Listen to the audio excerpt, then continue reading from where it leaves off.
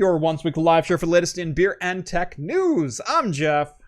I'm John. Welcome to the show, everyone. Thank you so much for joining us on this Wednesday night or in podcast form on Anchor.fm or wherever your favorite podcasts are found. And am I the only one that's seeing buffering? No, I'm not. I'm getting F's in the chat. What the crap is going on? It's good on my end. Oh, wait, I'm pretty far behind. Yeah. I don't know. I think this one's maybe on YouTube. Yeah. Hold on. Mine's still good.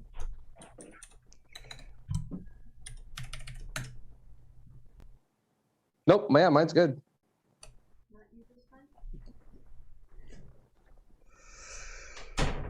It buffered for a couple seconds. Better now. Back up. Yeah, I was getting some Fs and mine started like spooling on me. I just checked my internet speed. I'm getting 800 down and 45 up. So I'm going to blame YouTube on that one. Because my internet did not crap at all. And it's good again. It's sputtering here and there. Tell you what, is it? I'm just going to lower bandwidth a little bit, and we'll go from there. There we go. All right. Slightly lower bandwidth stream, but that should be enough still. As I was saying, episode 209.4. Your once weekly live show for the latest in beer and tech news. I'm Jeff. He's John. Welcome to the show.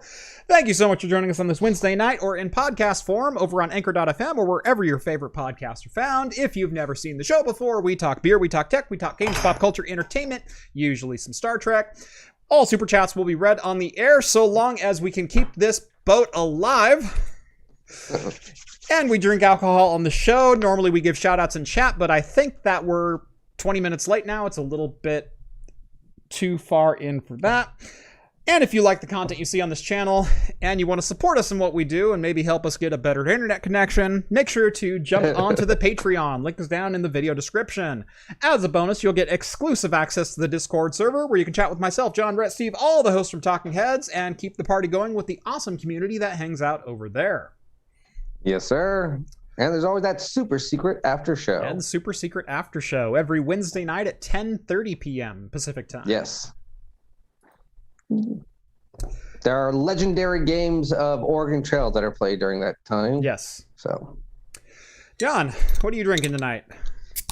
I'm actually drinking something from you. Oh. I'm going to be drinking, what was the brewery called? Oh, yeah. Livingston? Yeah, I think it was Livingston. Yeah, Livingston Hydra. Yeah. So I don't know where my camera angles are at right now. So the jammy sour to end all jammy sours. Yeah, blueberry, pomegranate, raspberry. Yeah. That thing was delicious and could literally double as a pie filling. And I'm not just talking for the taste, I'm talking for the texture and thickness, the viscosity of it. Oh, wow. Oh, my goodness. It pours like a smoothie. Chunks. Yes. I learned my lesson from the last time with the pumpkin one. Yeah. I mean, it's almost like you bottled this one. I'm telling you, I am the grandfather of all jammy sours. Yeah. So, John, now I feel a little bit bad because I'm going full IPA. I am going full Pliny the Elder. Oh, see, if you told me you were getting that, I could have busted one of mine out. Yeah. Well, I did tell you I was going for a couple double IPAs, but I didn't specify which ones. So I was going to start with a different one and then finish with this, but you know what? Given that we're already 20 minutes into the show, I figured this one sounded really good. I don't know.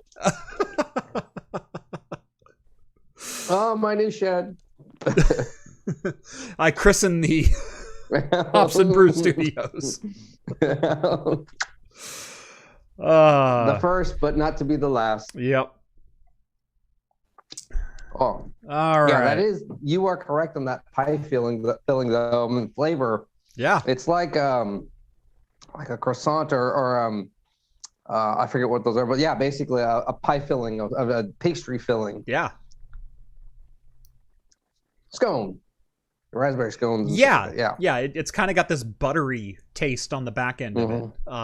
Yeah. But yeah, no, like right up front, it's pomegranate and blueberry. And that's all you taste.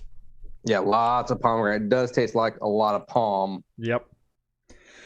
Anyway, from Russian River Brewing, Pliny the Elder. If you don't know it, you probably don't belong here. No, I'm kidding. Pretty much a legendary IPA. I don't remember who sent these over. I'm drawing a blank on the name. Usually I will put like a little sticky note in the fridge, like who sent me which beer or which shelf belongs to who. Because in the case of like Novella Hub and John Jay, sometimes they get entire shelves to themselves. But, oh, you're kidding me. You or me? That was me. Zoom literally just crashed on me. Oh, okay. I was just like... What the crap is going on? Did anyone have an eye on the solar flare activity lately? I was literally like, oh, God, did my internet drop again? I didn't do anything either. All I did is I'm sitting here, and the window goes black, and then it says, Zoom has unexpectedly quit, and then you were on again. Yeah, that's what happened to me. I was like, dang it. Yeah, come on! Yeah, I don't know. I don't know what's going on. Gremlins, probably. Mice, more likely. Who knows? That's what happens when you mess with those little crawl spaces. You mess with all that bad juju gremlins in there. Yeah. You mess with those, the fairies home. All right. So what did you all want to talk about? Because I'm just about ready to just throw the notes out the window and just drink beer. I mean, I like that show. Mm-hmm. Starting to think I got into the wrong show. Although maybe there's a reason I have 250,000 subscribers and you're at 1,500. But 17. Oh, 1,700. Yeah, nice. 0.2. So Steve's bot farm finally got unbanned, I see. Yes. Blame it on the SpaceX launch, ghosts in the machines, DNS. It's always DNS. When in doubt, DNS. Who here wants a GPU? I mean, I'm not going to turn one down. Yeah, well, what are we talking here? Anyway, we do have some super chats to get to. Let's get to them before the stream crashes again. Yeah. Starting all the way back at the beginning, technically before I was live, because I don't count 4 frames per second as being live. Big Spoon sends over $4.99, and he says bunny and then beer clink. So cheers, Spoon, and thank you so much for always watching and supporting. Next up, congratulations too. Spoon and congratulations. That's right. Yeah, expecting. Yep. Has a little spoon on the way. Yes. Which sounds weird when you say it like that, but congrats, Spoon. And a teaspoon. Yeah, congrats, Big Spoon and Little Spoon on Baby Spoon. There we go. There you go. Soon to be named Jack. Yeah, we're not sure which name you're gonna go with. I actually have so Spoon, put a pen in this one. I want Jackson Daniel. It doesn't sound like what it is, but it fits perfectly your offspring. And I'm assuming in some way, shape, or form, Jack Daniels was involved. Mike D sends over 5 Canadian. Thank you so much, Mike. Here's a good luck super chat to keep the streaming gremlins away. Apparently it takes more than that, but thank you. I appreciate it. Kren sends over 5 Aussie bucks. Fundraiser to improve YouTube's internet connection. Yeah, alms for the poor. And finally, Novella Hub sends over a $5 ticket. Thank you so much, Novella. Surly Brewing, 13 maple barrel-aged imperial milk stout with vanilla beans, 12.5. He was upset we didn't do some shout-outs, so he was like, I'm going to make him shout it out. Yeah. That's one way to get me to call out your beer is just send me a couple of bucks. So...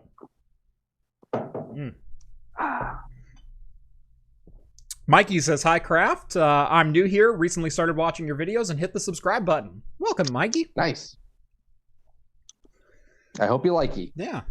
You like it. I'm not a BMW fan like you are, but, you know, to each their own. Hey, Mikey, he likes it. Okay.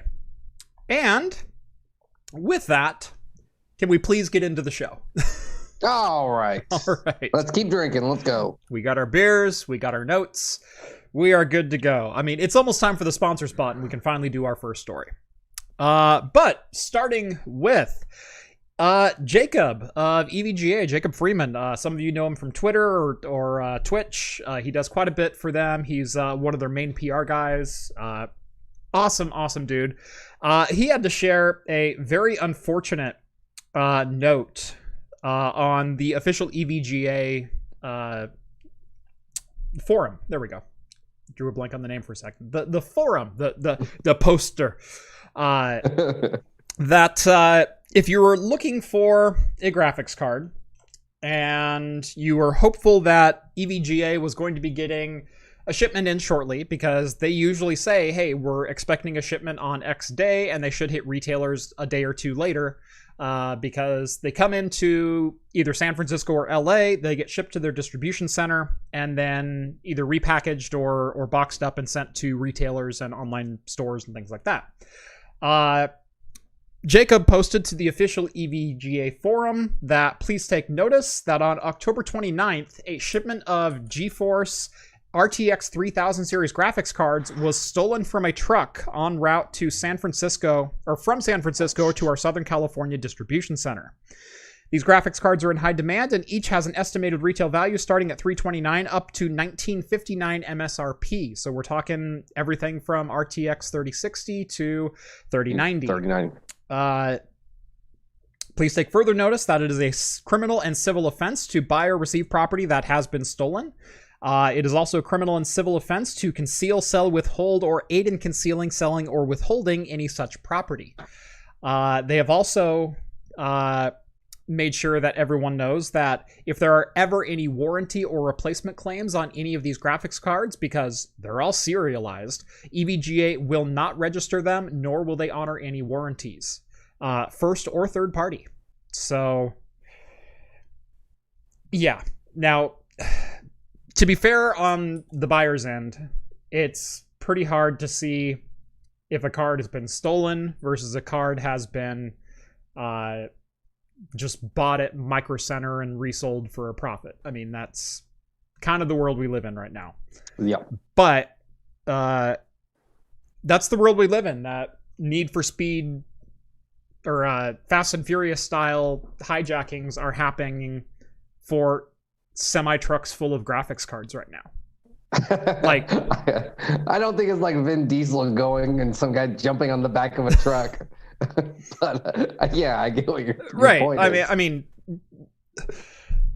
we're living in a day and age where people are heisting semis full of graphics cards.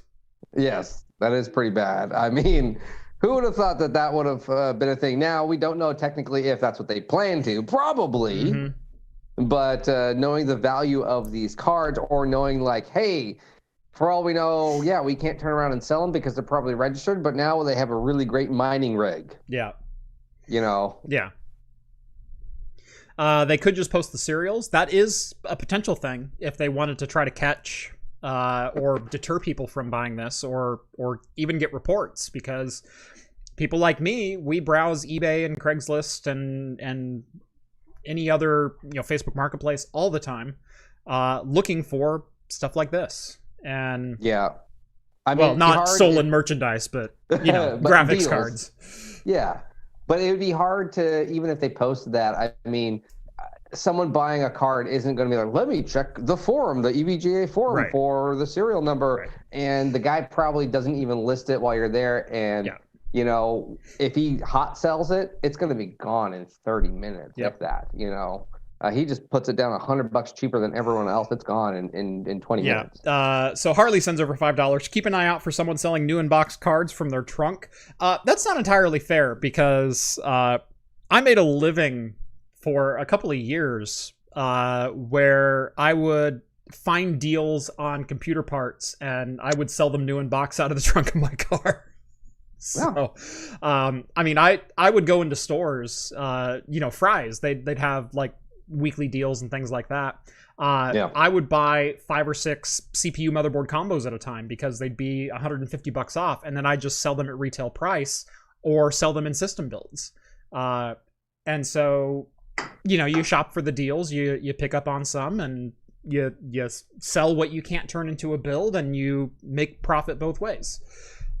So me selling brand new inbox graphics cards and motherboards and CPUs out of the trunk of my car, not that unusual. Like, even if I had like 6 Core 2 Duos brand new in box in my passenger seat, like, that was kind of a normal thing for me. And it's still kind of a normal thing for a lot of people. I mean, how many times you see mom and pop computer stores, they do that. I mean, I had a guy come over to me and he's like, "Oh, I'm buying your computer parts just for parts." Yeah. I mean, now he's probably not selling it out of the back of his truck, but there are those little tiny stores that make a profit off of even just used items. I mean, the guy doesn't even have to sit there and say these are new graphics cards. He can sit there and say, "Oh, they're used," and just not sell you the box. That's an easy way of deterring the buyer from like, "Oh, this is fine and safe. I used this one time and I upgraded." Well, if you're saying that about a 3090, that's a pretty obvious BS. Well, yeah, I was gonna say the 3090 probably not, but or the 3090, I got bills to pay. I lost the receipt, so I can't take it back. They're only going to give me store credit. And I got bills to pay, so I need to get as much as I can out of this now. But darn well they're selling above MSRP, so even that, it's like, the story used to go like, I bought it, but I'm past the return period. Now I can only get in-store credit or something like that. Well, starting in like 2017, during one of the first mining booms, Fry's actually posted signs saying, "We will no longer honor 7-day return periods for graphics cards. You buy it, it's yours. Take it up with the manufacturer." And I know a lot of other retailers are pretty similar on stuff like that now. So, they don't accept returns. If it's not working, you already bought it. Get your warranty. Yeah.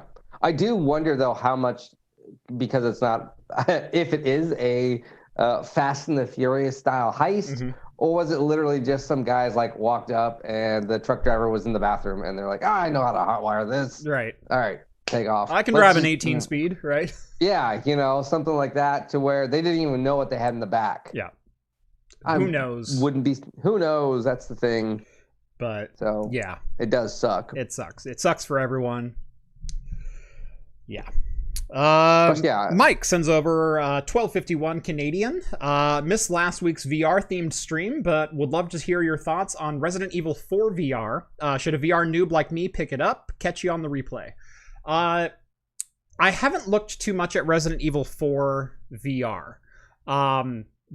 But what I will say is most VR ports I'm a little bit skeptical of, just from seeing previous VR ports. I've seen a couple done very, very well, and I've seen a couple that are, in my opinion, unplayable as far as what VR should be.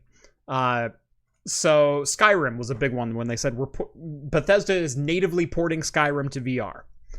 They ported the game, and yes, you can walk around in Skyrim, but you'd be better off playing with an Xbox 360 controller rather than any kind of motion control. VR, yeah. Because there's no interaction in the world. There is no feeling of immersion.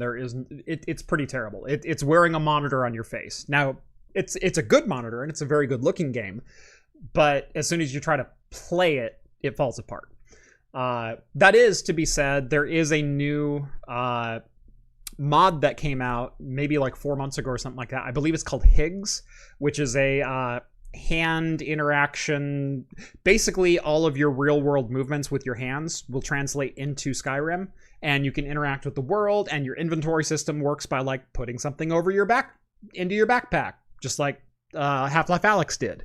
And and swinging your sword actually will like make contact with things instead of just like passing through a table. So yeah, the community has brought up some games like that.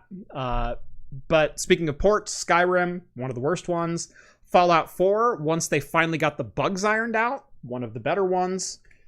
But the native games like Gorn, Half-Life Alyx, Blade and Sorcery, those are hands and feet above all the rest. I mean, just no question. Super Hot's probably the only one that's been successfully ported, but that already kind of felt like a VR game. Yeah. So it really did. Yeah. As far as Resident Evil 4, and I said the same kind of thing about GTA San Andreas coming to VR. I'm skeptical until they prove me wrong. And Rockstar did prove me wrong with LA Noire. LA Noire is a fantastic VR game. I'm a little skeptical if San Andreas will turn out looking and playing that well or not. But we'll see. I gotta get back into VR. Mm-hmm. Well, I'll probably end up buying an Oculus. One of the Quests. One of the Quests, something like that. I have two Oculus Quest 2s now, and they are my daily driver. Yeah, it's just something to be like, oh, I want to go and play it, and like, I don't want to go have my clear space out because mine's a Windows Asus. Yeah, yours is a Windows mixed. Yeah, and so it's like, I gotta have my wires 20 feet long. Yep. And it's like, I gotta clear a spot out in my room. Once you go full wireless, you can never go back. Oh, yeah. And like, I have an HTC Vive. I have a Pimax 5K Plus. I have a Samsung Odyssey, Windows Mixed Reality. I play on a Quest 2. Like, objectively, the worst of all those as far as resolution, frame rate, and whatnot. But it's wireless, which makes it more immersive. I don't have to concentrate on, okay, is the cable hitting my leg right now? And do I need to step over to do... I can just be in the game. Yeah, and that is so much more valuable and important to gameplay than resolution or field of view or anything else. That and not having to mount sensors. Like Windows Mixed Reality is kind of excluded from this because they also have inside-out tracking, but not having to mount my Valve lighthouses and make sure they're calibrated and like I don't have to hang wires everywhere and then have a 30-foot tether going up my back. I don't have a PC in my living room, but my living room is where I play VR now because I have a gigabit access point hanging in the hallway. And so I've actually been experimenting with playing VR off of my cloud gaming machine via Wi-Fi. And so, like, not even my desktops are running VR. It's coming off my server right now. So, yeah. Well, I got to go get the home. There's a VR home brewing game. Oh, yeah. Where I saw that. All you do is just brew beer. Mm-hmm. And I was like, that's cool. But well, I guess the whole point is like you can even make that recipe in there and then export it out. Yeah. I don't know how scientifically it like, it tastes like this, but yeah, I'll brew beer, but I'm gonna sit here for a week as it ferments. Yes. And I don't get to taste any of it. Yeah. It's probably based on like a lot of the bartending games because I have a couple because they're fun. I love bartending. I love fast-paced bartending. I do it a couple of times a year unofficially for family parties, but I try to make it as professional event as possible. I'll dress up. I have 30 bottles behind me, and you just name a cocktail, and I will make it for you. And I try to make it professional, but bar professional. It's really fun. It's a lot of fun. And to make sure I know the repertoire of like 60 or 70 cocktails that you need to know, there's a couple bartender sims, and you actually have to locate your ingredients and your mixers and your fruit and everything else, and you mix it and shake it, and you also pour beer off tap for patrons, and they'll just walk up to the bar and order from you, and you have to keep tabs on everything. It also tells you how accurate you're being with your pours, and yeah, it's great. It's a lot of fun. Yeah. Speaking of gaming, Denuvo has once again demonstrated that when it comes to DRM, the consumer is the only one who loses. It's not the pirates who are suffering. It's everyone who actually paid for the software. So earlier this week, actually Monday was when this was from, one of Denuvo's main activation servers went offline because their domain had expired. And so it's always DNS, like we were talking about that at the beginning of the show. Yep. It was DNS, only this time you were knocking at the right place, but no one was there. Yeah, one of Denuvo's anti-piracy servers was not responding because it no longer had a valid domain. When that happened, dozens upon dozens of games that rely upon Denuvo anti-piracy measures were not able to load because they have to check with Denuvo to make sure, hey, yes, I bought the game, and we're. How does this stop piracy? Piracy is an availability problem. Piracy is not outside of the 1% who genuinely go out and pirate games left and right. Piracy is an availability problem. You make HBO Max $4.99 a month. Guess what? You sell it to everyone because everyone wants to watch Game of Thrones. And the couple people who are sharing accounts, it really doesn't matter because they're still making their money. Yeah. You have acceptable losses in retail, and it's called shrink, and it's built into your profit margin. You expect when you run a Costco or a Target or a Walmart that so much of your stock is just going to walk out the door for one reason or another. Either it's damaged and gets returned and you don't get money back for it, or it's just straight up stolen. That happens in the electronic world too, but the thing in the electronic world, it doesn't actually impact you. It doesn't hurt your profit loss because that wasn't a sale in the first place. It's not a physical product. So, how does DRM prevent piracy? The answer is, it doesn't. Every form of DRM has been cracked. Yes, that's true.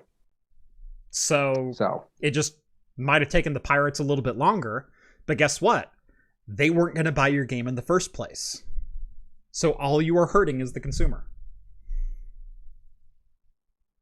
Well, I guess that's not necessarily true because, back in the earlier days of piracy, it was more of just not necessarily availability. I don't know. I can kind of agree and I disagree on on that point of similar to, let's say, with the HBO thing, streaming services now. Yeah, back when Netflix first came out, it was only Netflix. Yeah, and you're like, I got my cable, I got my Netflix, I'm good. I don't mind paying for it. Then all of a sudden you got Hulu. Yep. And you're like, okay, another. Okay, I can tack another $7.99 on. I'll tack another $7.99. Now there's HBO Plus. Now there's Peacock. Now there's Paramount Plus. Now there's Disney. And now there's Disney. Yeah. Yes. And you're like, I'm paying for cable. Right. I'm paying for internet. I'm paying for all of these. And you're like, I'm going to go dust off that old 2001 pirate hat. Mm-hmm. And I'm going to save myself that. Exactly. And I think that's similar to gaming is that they're saying, if something is too free, people will take advantage of it. So I understand this blocking it a little bit. But yes, you are right. This doesn't stop anyone. This doesn't deter anyone from, as soon as the game's released within a month, probably, sometimes it's going to be that.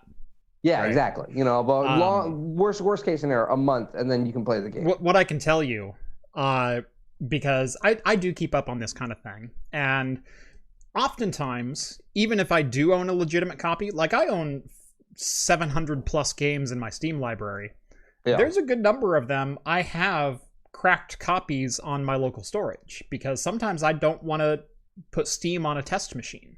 And so sometimes I'll just run a cracked game or on my arcade machine or whatever else. I bought the game. Yeah.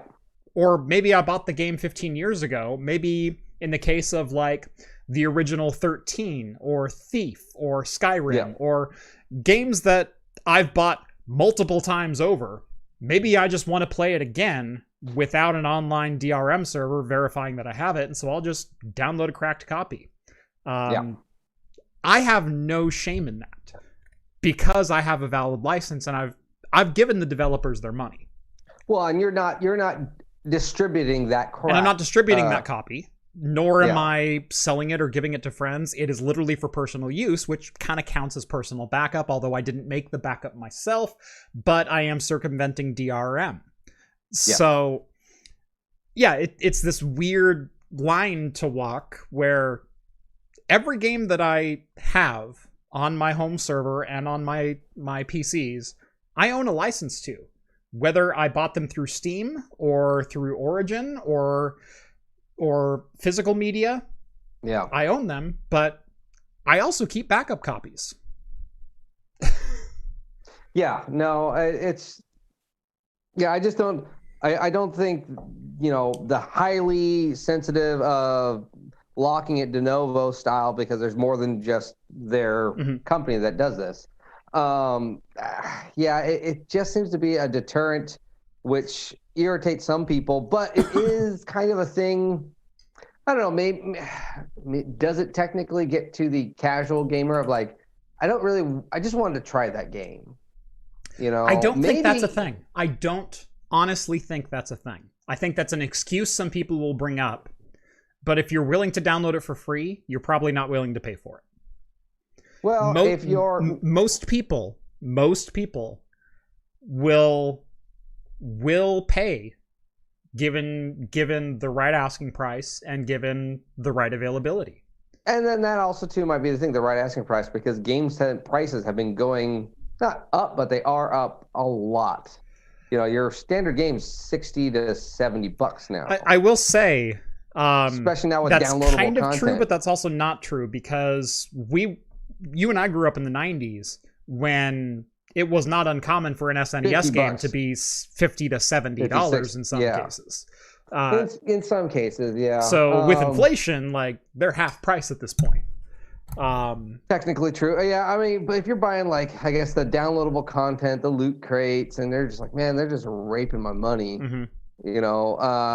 I don't know, maybe then there's the people that are taking it are thinking, look, I'm going to go and download this, but they're going to get my money anyways because I'm going to go buy a bunch of stuff in the game. Yeah. I don't know. Maybe that's how they justify it to themselves. Yeah. The games that I do get to play, I go and buy them because it's like, look, people put money into it. I also don't want to go through the headache of most of the time, if you do want those cracked games, it's you got to I got to adjust to this. I got to unhook the computer from the internet for a couple minutes and, do something stupid like that. Oh, I did it wrong the first time. Hang on. This patch has a virus in it for some stupid reason now, or whatever. Yeah. I don't trust that. It's easier to just to go buy the game because, yes, like you said, I want to play the game. Right. I'm going to go buy the game. Right. I'm going to go probably buy, what's it called? Battlefield, the latest one. It's going to cost me $80. Right. But I'm going to go buy it. Because I know at least I'm going to enjoy that game. Right. And some games are day one purchases for me. Some games are wait for a Steam sale. Some games are, I will say if a game's available on Good Old Games on GOG.com, I buy it there because I support DRM free. I stand by my word on that. I will not buy a game even on Steam if it's available on GOG or itch.io or some other platform like that. I bought Untitled Goose Game on itch.io, and all it is a zip file that you uncompress and then run goose.exe. Like that's the installation process for that game. So talk about no DRM. It's Untitled Goose Game is portable if you buy it from itch.io. Thoughts on emulation. I've given thoughts on emulation before. I think emulation as a form of game preservation and as allowing people to play games from an era gone by. And when I say an era gone by, I mean at least a generation or two removed from the current gen. So what I'm not talking about is Nintendo Switch and PS5 emulation. What I'm talking about is, right now, if you downloaded Burnout Takedown for the Xbox 360 or the original Xbox, no one cares. No one cares, and no one should care. The game is 16 years old. No one's making money on that game. No one's remastering it. But it's a good game. It's worth a playthrough. No one's making money anymore on the original Super Mario World. Well, yeah. Regardless of what Nintendo wants you to believe. Exactly. We talked about that months ago, a while back. The guy that ran that emulation website that Nintendo sued. And he was in breach of the agreement by not paying, I think it was like a $5 fine. Yeah. His monthly $5 right. So he was found in contempt and jailed. Right. Yeah, exactly. And it was like, but that's how many thousands upon thousands of games did this guy have? This is how much Nintendo actually care. Right. They're like, you know what? Just cancel your Hulu subscription and give it to us. Right. That's all they were like, that's what you're going to get. I'm sorry. You do that for the next 20 years. Oh, no. You can't go buy a cheeseburger for a month, one time a month. Right. You know, or your McDonald's meal. Yeah. It's nothing. They don't care. Yeah. Let's see. Does Oculus Quest 2 require a Facebook account? Yes, but at the same time, no. So the $299 Oculus Quest 2, the 128 gig model, yes, you're required to log into Facebook. There is a Facebook remover script that you can run that will disable all Facebook telemetry and remove the Facebook login requirement. However, it also bans you or prevents you from using the Facebook web store to purchase games. And even if you've purchased them and then you disconnect from Facebook, you can't launch them if you're not connected to Facebook. So you would need to sideload any application that you would want. Yeah. So now, that being said, number one, there's a whole bunch of homebrew and ported games that are fantastic. You can get pirated games for the Quest 2 and load them because they're just Android APKs. Or you could buy the headset as a standalone PC VR and either link it with a link cable or over Wi-Fi and just play PC VR and buy the games at probably a cheaper rate anyway from the PC. Gorn is $10 on Steam. It's like $15.99 on Facebook. So it might be a better way to go anyway if you're not planning on using it as a standalone VR device.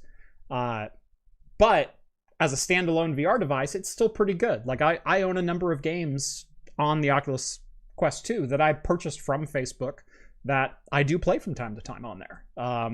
Even though I own the games on Steam, like Gorn and Superhot, Vacation Simulator, Job Simulator, games that my kids might want to play.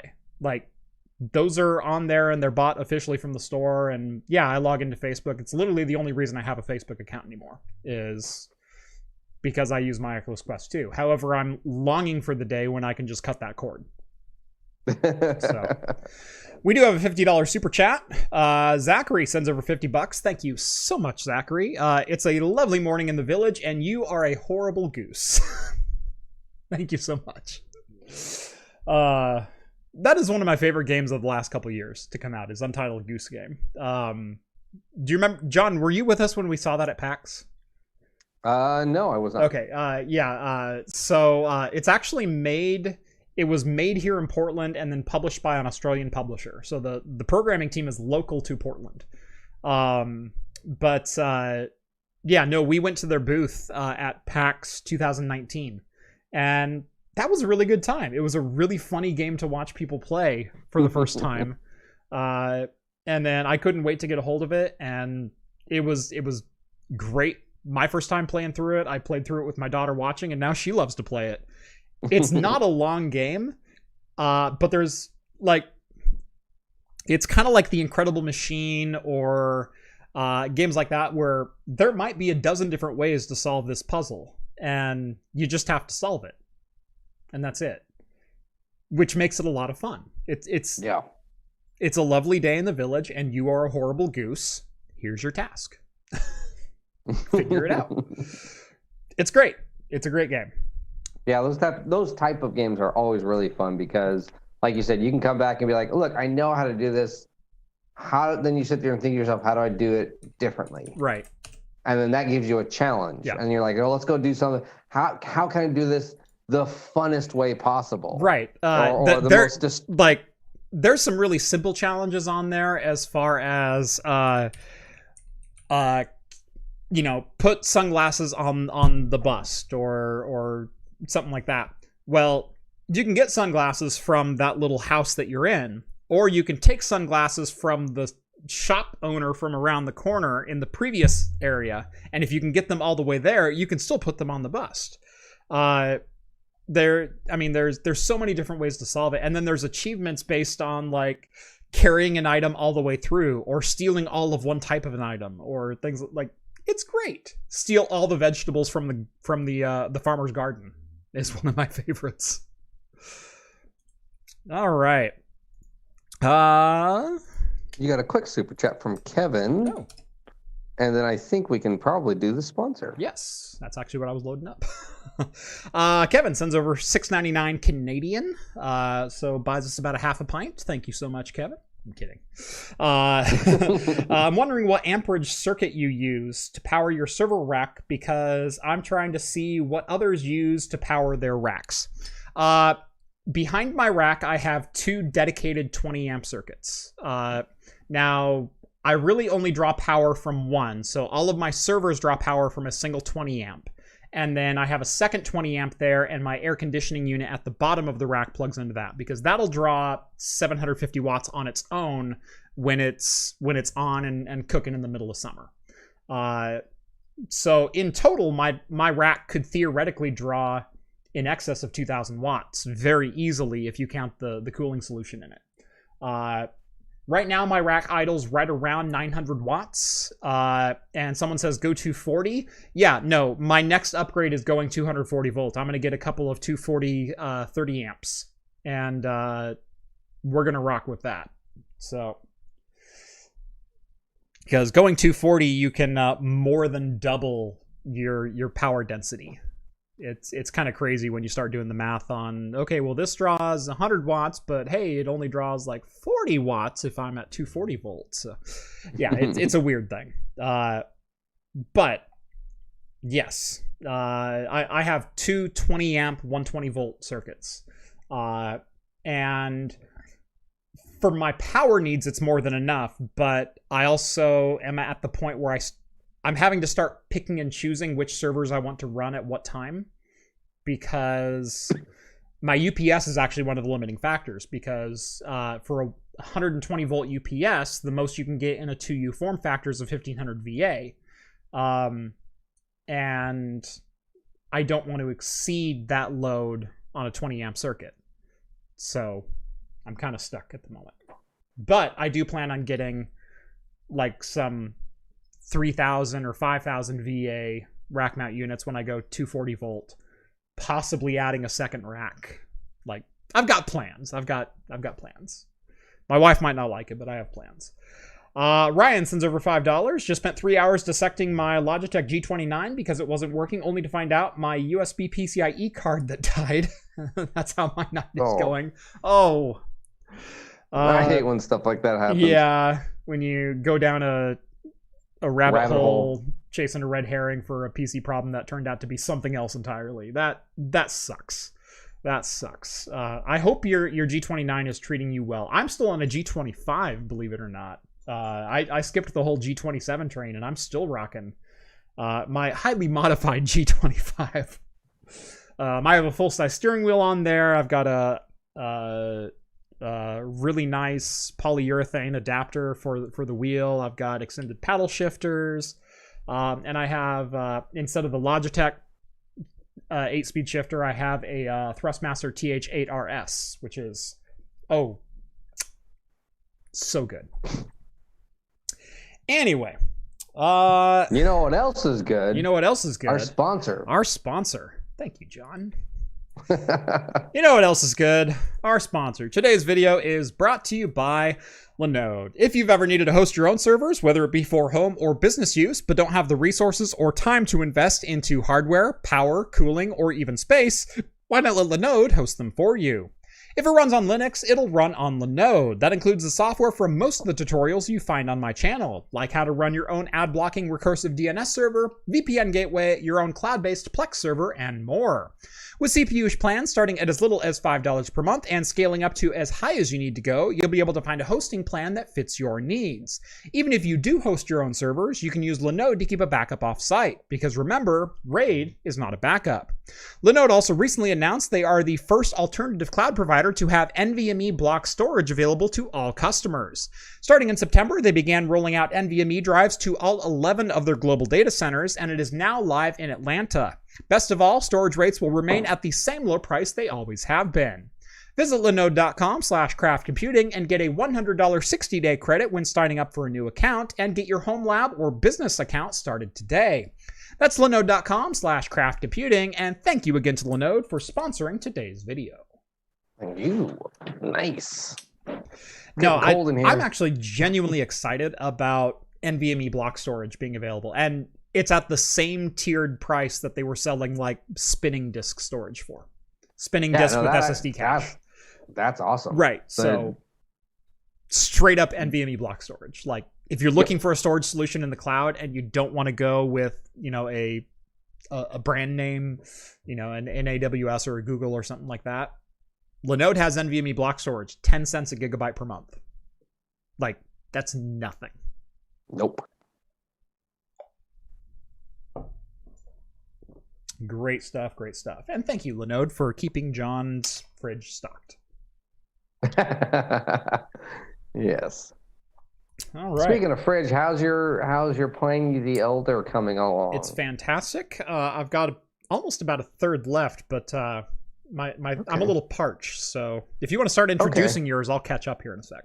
Well, I can. Okay. So for my second beer, you were doing IPAs and I was just randomly grabbing stuff out. So I was like, you know what? Might as well get a stout. Today is North Coast Brewing's Old Rasputin Barrel Aged. I almost grabbed that. I almost grabbed that same bottle. So, yep. What is this? See, if we communicated, we could have had the same beers tonight. I know, we really could have. Pliny the Elder, followed by an Old Rasputin 23. That sounds like a good night. It does, and I left my keychain with your bottle opener. Oh no! You can't do the countertop trick? This has a beveled countertop. Oh no! It's my wife's. Hang on. Oh god! I got a sword here. Oh god! It's coming. It's coming. Oh yeah!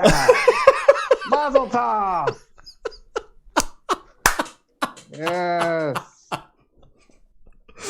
That's how we do it. Oh my god! I can't believe that worked. That's how it broke the bottle. I know. I saw it. Perfect. That was incredible. I am not drinking out of that bottle. No. All right, anyway, hang on. Now, John, usually you're supposed to chill the neck of the bottle, and then you run the saber up the seam on the bottle, and it's supposed to be a cork, not a bottle cap.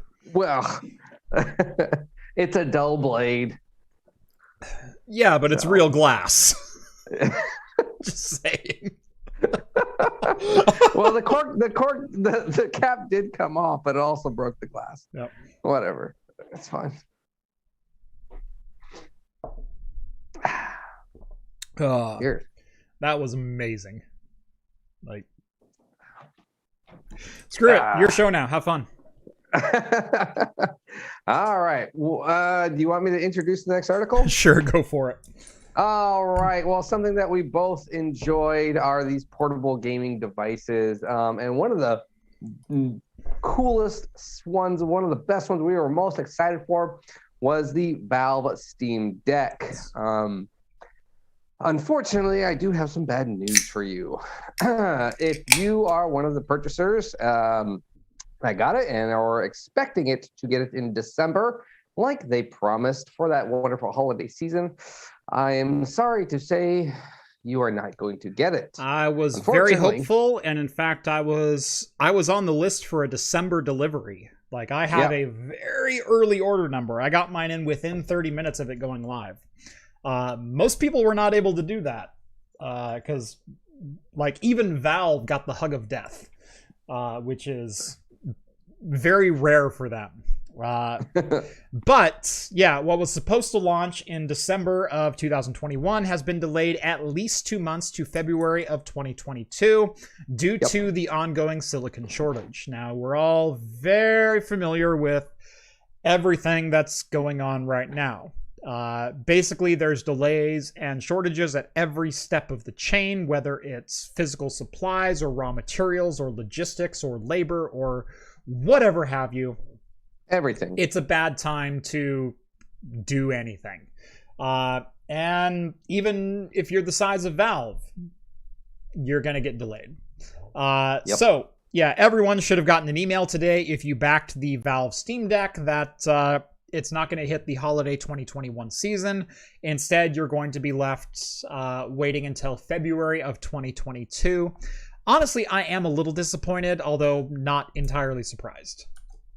Yeah, no. Now they are, like you were saying, you have an early number. The ordering number will still stay the same. Yeah. They're saying so. It's not even just like a certain supply. We're going to go out in December, and then the rest are going to go out in February. No, the whole entire thing is going to be pushed back. Essentially, just the whole thing pushed back. So even if you're order number one, you're getting pushed the same back. spot in line, right? Yep, but you have the same spot in line, but you just push back like everyone else. Yep. So that at least that's kind of good. You're not going to be one of those jerk companies like, well, we have 500, but then there's a delay on order number 2, type of a thing. Yep. So, yeah. So I got literally back-to-back kicks to the groin region as far as handhelds go. I've been wanting to get a little bit into handheld gaming reviews because it's an area that I really enjoy. I mean, literally just on my desk right now, I have a Retroid Pocket 2 and a GPD Win 1. You all saw my GPD Win 3 review. I also have a GPD Win 2. I have an Anbernic 351M. I like handhelds. Like, it's a thing. Well, great. Anyway, so we got this email today from Valve this morning saying February 2022.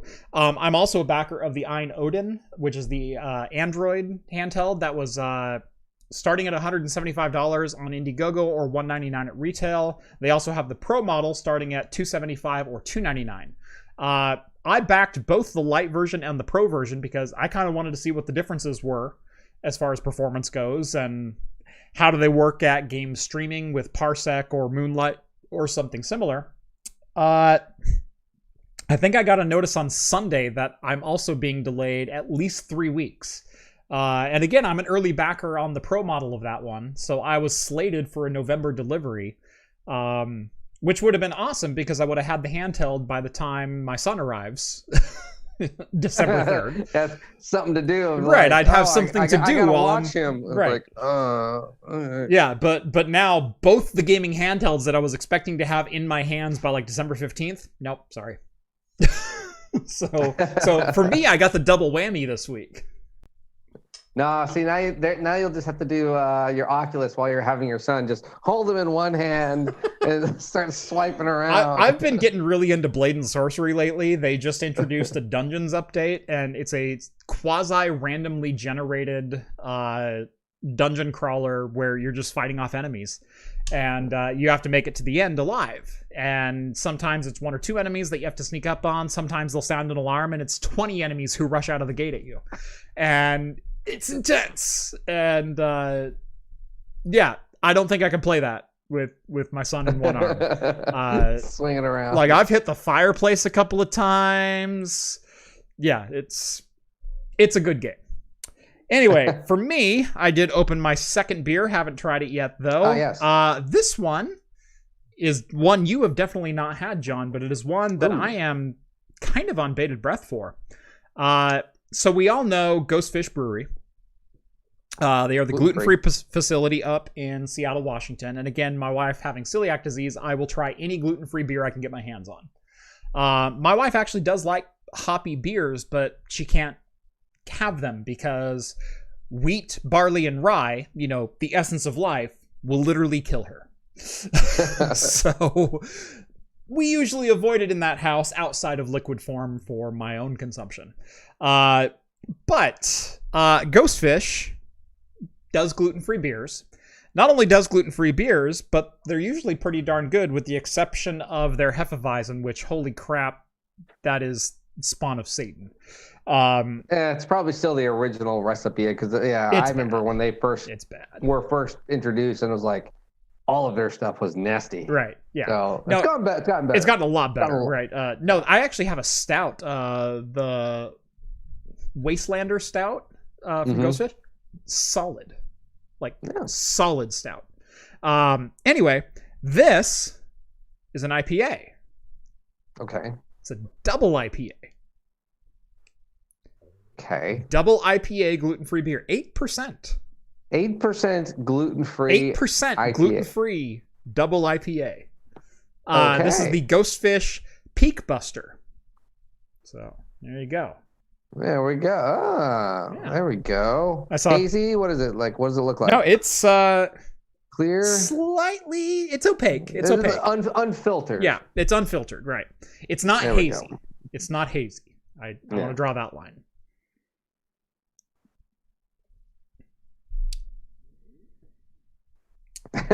No, hold on. It's citrusy, but it's a way different kind of citrus. I wonder if there's extracts. I wonder what they use for. I would love to visit them one time. I really would. I would be curious. Do they extract the gluten? Because by doing that, they're still technically like a percentage, like 1% or just under 1%. Yeah. For those who don't know, gluten is the coating around the kernel, and so when you're talking about wheat, barley, rye, and a couple of other obscure things, gluten is the coating around the kernel that you would use in manufacturing food. You can extract pure gluten from the kernel, but you can't take it all away and leave just the kernel behind. Yeah. There is always some form of gluten in the kernel. So anything that has wheat in it will have gluten. Anything that has malt in it will have gluten. And when you have celiac disease, which is an autoimmune disease, there's no such thing as a safe level of gluten. It has to be 0. And we're talking like 0 parts per million, not like 3 parts per million still counts as 0. No, 0. But I'm wondering if they're using extract. I think I would go with extract if I was them. Right. Yeah. Right. Because I do believe they claim it's a 0. Yeah, they claim 0, and in fact, it is a 100% gluten-free facility. Like they go as far as like we don't even touch it. It's never in the factory. I'm trying to place this smell. It's a citrusy smell. It's not passion fruit. It's passion fruit. Passion fruit. Okay. Like I wanted to say guava, but no, it's passion fruit.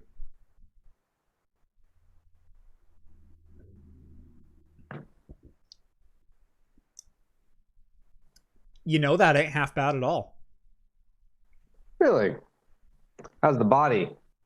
Double IPA, you want a good body. It's got a good body. It's not thin. The main complaint I have about Ghostfish beers is they're usually thinner than they should be. This, while it wasn't as thick as Pliny the Elder at the same 8%, it's got some heft to it. It's a little bit chewy.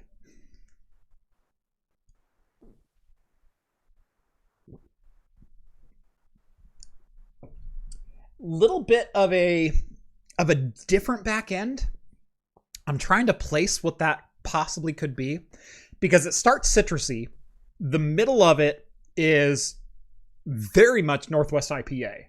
Like think I want to say like Tricera hops, like Ninkasi Tricera hops. Like if I had to place like that middle section, that's what that is. It's quintessential double IPA, good beer. Good beer. That good solid beer you want. The back end goes back into the citrus. Like and it's a decent flavor, but it kind of catches you off guard if you're used to that oily cling. Like it tastes like one of those clingy stone style beers, but then all of a sudden it just like brightens up and kind banishes. Huh, so like the danky resinous. Right. It's not it's still very dank. It's a little bit of a danker hop. It's very citrus forward, but it starts citrusy, goes very, very oily hoppy, but then brightens on the back end instead of getting thicker and darker. That is interesting. And actually really good. Yeah, no. Other than Ghostfish, because Ghostfish for the longest time was pretty much the only gluten-free. Right. Unfortunately, there is, for people like your wife and because there are more people out there with celiac disease. Right. There, you have to be careful if you're going to go buy it, because there is a label on beer that's called gluten reduced. Yes. Now, that is not gluten-free. That is gluten reduced. Right. And a lot of bottle shops that I've noticed, at least in our neck of the woods, will combine those as, usually their shells will be like, hey, here's alcohol-free, regular, and then there's gluten-free. Right. They also put gluten reduced into that gluten-free area. Right. So if you are sensitive to gluten or highly sensitive, like Jeff's wife, make sure to check those labels. Don't want you going out there and just, it says gluten reduced. That means it's gluten-free. No. Yep. Check the label. Yep. We do have a couple super chats to get to. Ryan sends over $5. This goes to John. I'm paying to evict the hat from your noggin. It simply doesn't suit you. Ryan, no one asked you. It's cold. Right. I have a hat that I like to wear as well.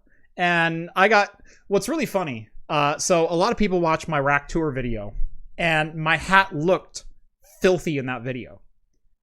It was because of the direct top-down lighting. So the next video that came out, I'm also wearing that hat in the intro to that video. So the first half of that video, I'm wearing that same hat. That video was filmed the day before my rack tour video. But they came out in opposite order.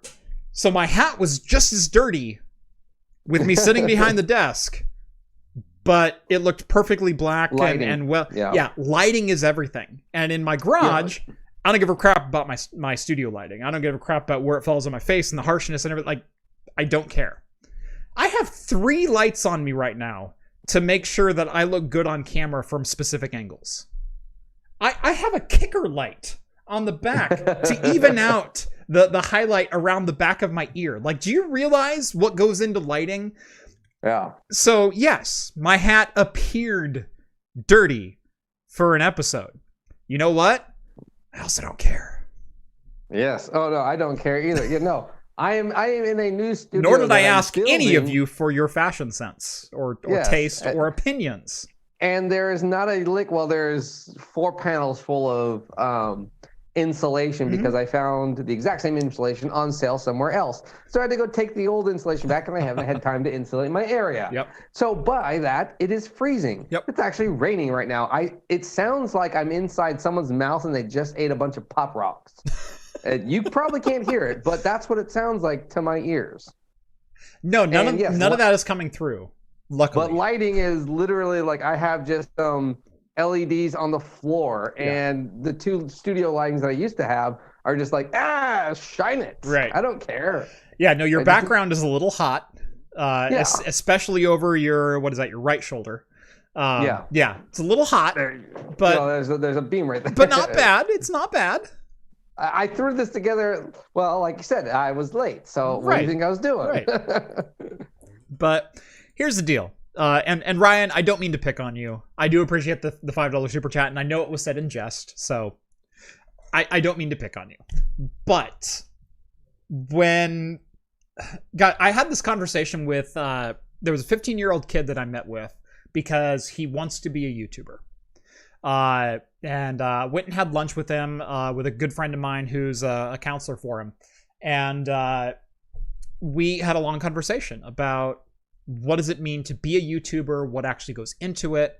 And I said, believe it or not, like 85% of my job isn't the thing you see on camera. It's the research that goes behind the videos. It's the production. It's the talking to potential ad partners and hardware partners to set up future videos. It's running a small business, and then you happen to film yourself 10% of the time. But the first time I met him, like I said, he's 15 years old. He's roughly average height. But so I walk in to this restaurant, and he goes, "Hey, look," or my friend goes, "Hey, look, it's a real YouTuber." And so I turn around like, ah. Yeah. But anyway, he goes, and then my friend goes, "So what do you think my buddy here has to do to become a real YouTuber?" And I said, "Well, first off, you have to grow about a foot." Which is great because my friend is 6'2", I'm 6'5", and here's a 15-year-old kid at like 5'5" maybe and whatnot. And he goes, "Oh," and we came back around to that, and I said, the reason I jabbed you in the ribs like that, like that's the first thing I said to this kid was, well, first off, you have to grow about a foot, is because if you can't even take light natured ribbing, you're never going to succeed in this job. Yeah. Because when I started filming YouTube, I didn't think I had any insecurities, but oh man, do commenters know how to latch on to whatever you might not know that's wrong with you? Yeah. And just poke at it. Oh yeah. I've never ever in my life struggled with weight. I am not overweight by any metric. Okay. I gained like 7 pounds during the pandemic, and I got comments about, "Hey, you've been drinking a lot more beer instead of walking your dog lately." And it's like, I didn't freaking ask you. My appearance is my own. You should be listening to my voice and listening to the content. Yeah, I was gonna say, I'm sorry. You came to this channel for tech advice and tech stuff. What do you care what I look like? Right. What do you care what hat I decide to wear in the comfort of my own home? Guess what? I walked down the stairs to go to work this morning. Yeah. Like, I miss those days. I'm wearing pajama pants. Like, I'm wearing slippers. I don't give a crap what you think about my appearance. I still try to present myself fairly professionally and fairly cleaned up. Like I still shave, believe it or not. Like I still keep everything nice and trimmed and everything else, but I don't give a crap what you think about my personal style. It's not why you watch my show. I'm not a fashion designer. I'm a tech YouTuber. And you know what? I should be even more scraggly for as much Linux as I've been talking lately. So bite me. Oh, what was I going to say? I was going to say something, but I already forgot. By the way, Ryan, I do appreciate you, by the way. So I just want to... No, it wasn't Ryan being something bad. It was just, this led to something else. Right. And relevant conversations that I've had recently with people about, like, why can't you just let people be who they are? Like, I didn't ask for your fashion advice. Did I come on the channel and say, "Hey, does this hat look good? Do you think I need to clean this?" No. Then don't say anything. That's good advice. Novella Hub sends over another $5. What's the status of the second channel, Craft Computing? The channel name is reserved, as is the domain name. I'm not announcing what that domain name is or what the channel name is quite yet. The biggest thing is I just haven't had time. And you're having a kid. Right. Kind of threw a wrench into the whole situation. I want to get a second channel going because I have other interests outside of server gear. And as much as I didn't mean for this channel to become a home lab enthusiast channel, that's just what it became. Like, I wanted this channel to just show off whatever I was interested in, but I also have to play by the YouTube algorithm.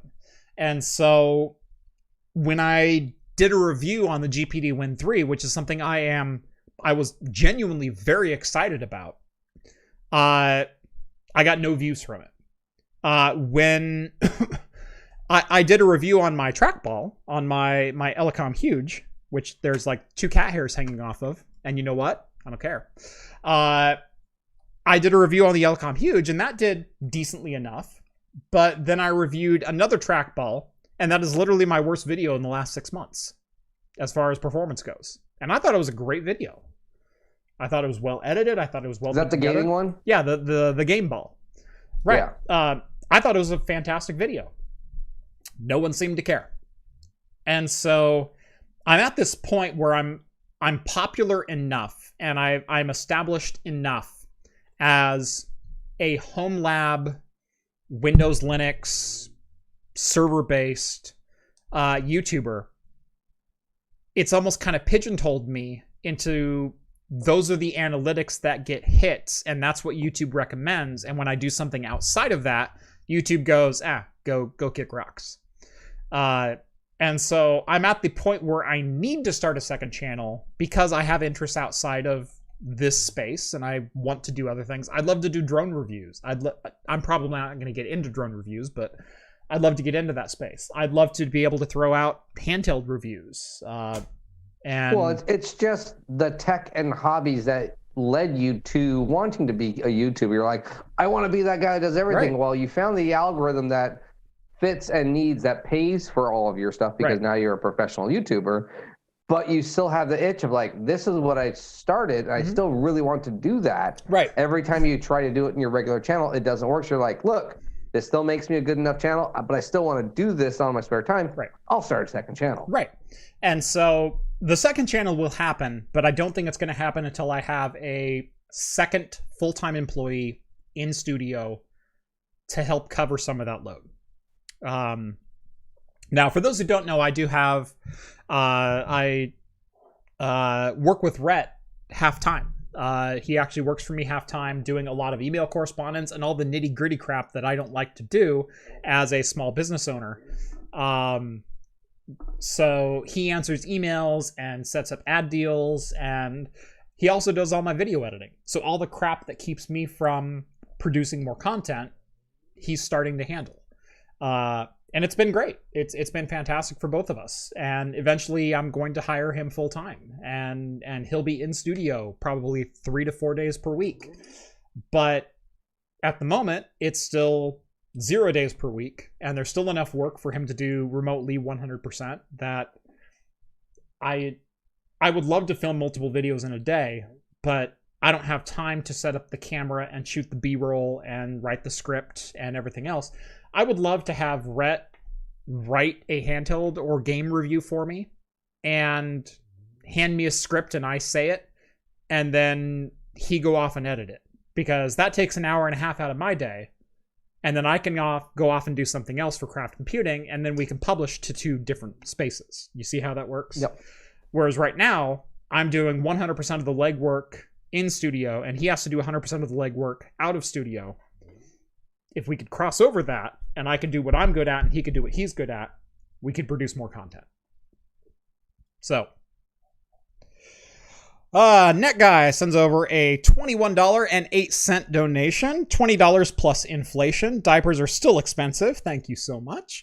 Drinking 98-cent Chi-Chi's mudslide tonight. What's your and John's favorite guilty pleasure cheap adult beverage?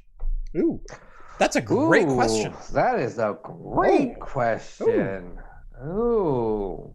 Cheap adult beverage. Adult beverage. I don't know if I have one at my house. I mean... Well, I can go first. I have an example literally from last night, okay? Okay, so maybe that'll inspire me. Okay, so I also like cocktails. Like, if you hadn't noticed, I have a full bar, like a full 45 bar or 45 bottle bar behind me. I enjoy cocktails. I really enjoy cocktails. Well, last night I was sitting by the fire, and it's like 10 o'clock at night, and I'm like, you know what? I kind of feel like a cocktail. I just want something to like send me off to sleep. And so I went out to to my kitchen, and I'm like, what kind of cocktail do I want? Do I want like, a heavy liquor? Do I want like an old fashioned or a Manhattan or something like that? I'm like, no, I think I want something a little lighter. And I went, ooh, I've got cranberry juice. Maybe something cranberry based. I said, that sounds good. Nice and fruity, little light, little light, not sugary, but lighter bodied and whatnot. That sounds good. I'm like, ooh, you know what? What makes a fantastic quick and dirty cocktail is cranberry juice, amaretto, and 7-Up. You get a little bubbly, you get a little sweet, you get a little tart. Great cocktail. I don't have any 7-Up, and apparently I'm out of amaretto. It's like, So I got my hopes built up and then dashed within like 30 seconds.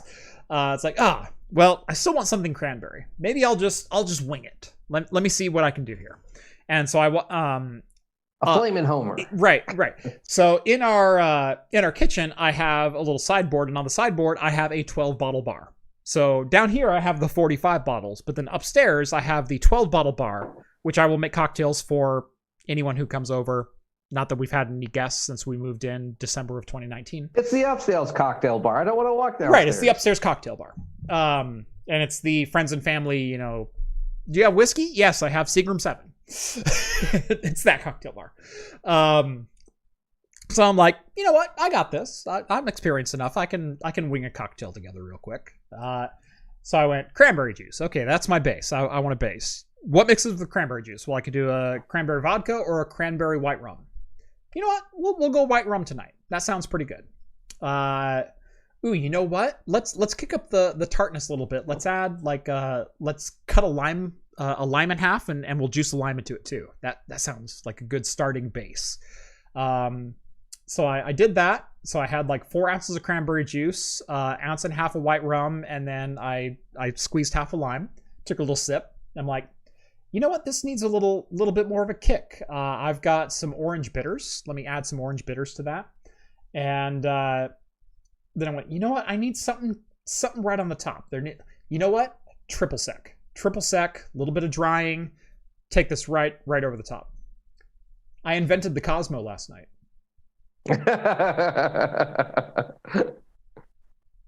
So your guilty pleasure is a cheap Cosmo. It's a cheap Cosmo. So here I am thinking I'm hot shit in my kitchen going like, oh, I'm going to throw together a cocktail and no one's ever thought of this before. And I literally built a Cosmo on the fly. No. You said cocktail, so if we're going to go with... I was thinking like, what is our cheapest... Like, it's just a drink. Like that one thing. But if we can go cocktail based, then technically this is really, really bad. My guiltiest pleasure, or is it Pabst whiskey with something? Oh, pretty well. It's a little step above that, but yes. I don't like how you hesitated. It is. So it is essentially my personal favorite cocktail, but like Jeff's is, or probably one of Jeff's, is an old fashioned. Yeah. I love a good old heavy rye, old fashioned. I do prefer extra bitters in my rye old fashioned. I usually, most of the time if I order, I say double D bitters. That's just how I like it. So technically it's a little off. 2 dashes. No, 5. Yes, exactly. Right. It's like 5. They say 4. No. Keep going. I had someone sit there and say, no, it's smoke we add. It was like, they added liquid smoke instead of bitters. And that was like, what? Where's the bitters? Like, all we have is liquid smoke. Ew. Okay. If you do actual smoke, which I've done on the channel before, I've done a smoked old fashioned on the channel. That's totally a thing. And it's allowed, but there's still bitters in that cocktail. No. It was, we don't have bitters. It was liquid smoke. And it was Pendleton rye whiskey. Okay, I have some Pendleton. Yeah, and they put liquid smoke.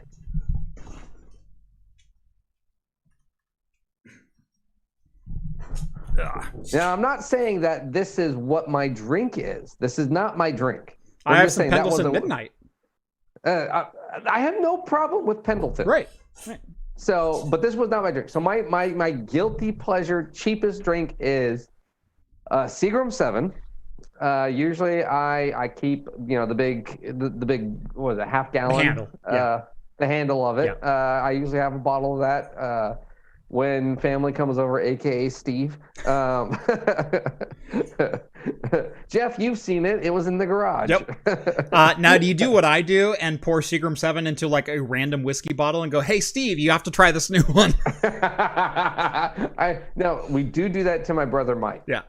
Like all the cheapest stuff, I sit there and like the Skull vodka, I get like HDR. Yeah. And just pour it in. Just pour it. Oh yeah, the Skull vodka, that's good stuff. Yeah. Even though that stuff's not that great, but there is, if you go to Walmart to their cocktail place, they have some syrups, not the Mr. and Mrs., but there are like grenadines and where you find that type of stuff. Right.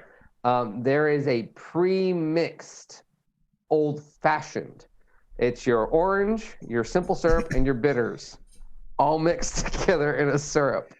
Is this the Mr. T's old fashioned? No, it's not Mr. T's. Okay. It's this other. It's a syrup, so it's not like a thinned out liquid like right. Mr. T's margarita mix. Yeah. I was trying to look. God forbid their Bloody Mary. But God, yeah. But basically, it's just a half ounce of that and Seagram 7. Yeah. And so it's like, boom, I have a cheap, good to go. It's 9:30. My son's in bed. I don't want a big carbonated beer. Yeah. I just want 2 ounces of something that I can just sit on with a lot of ice, let it, water down so it lingers a lot longer.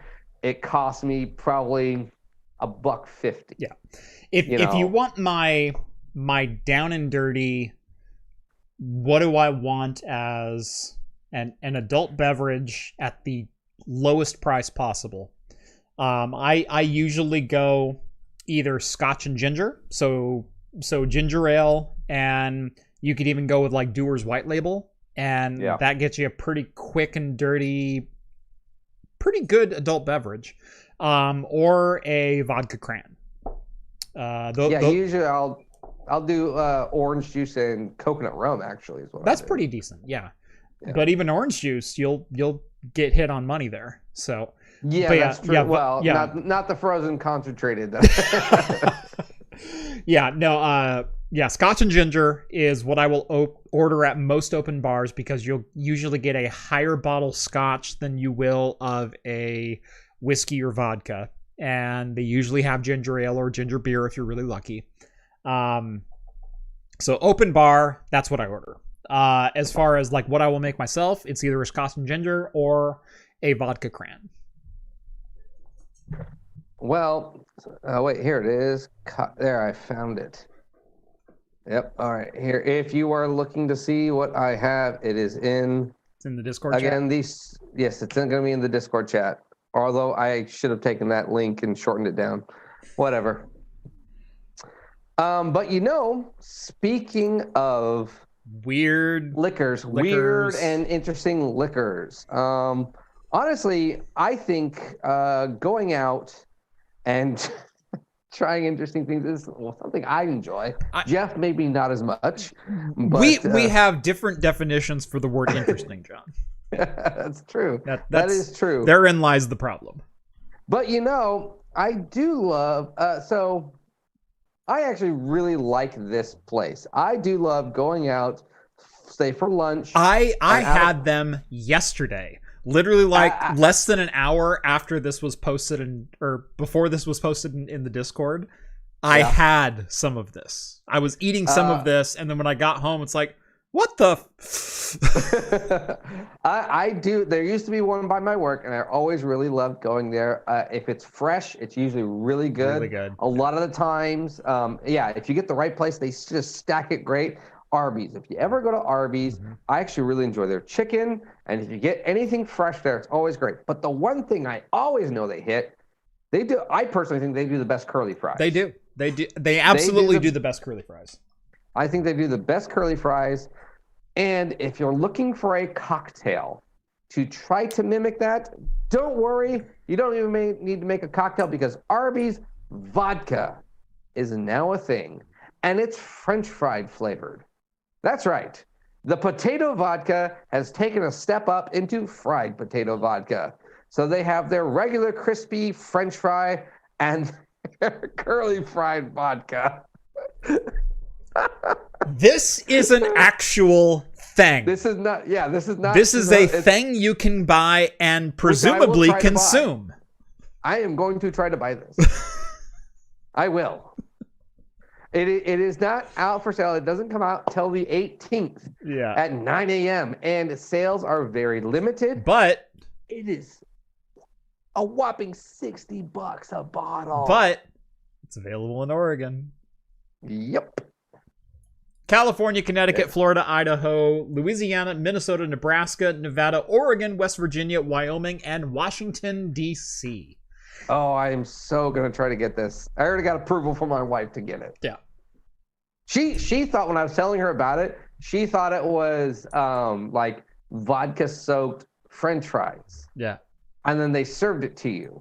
And I was like, that's dumb. Weird. Vodka-flavored French fries. Yeah. No, this vodka. is the other way. This is French fry flavored vodka. Yes. So, but the curly fried one is going to be distilled with cayenne pepper, paprika, onion, and garlic.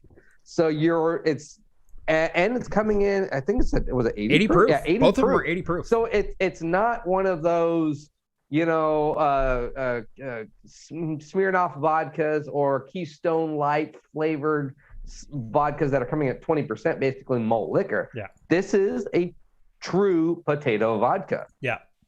I do wonder, it would have been awesome if they used potato vodka and it was French fries. Right? They're French fries.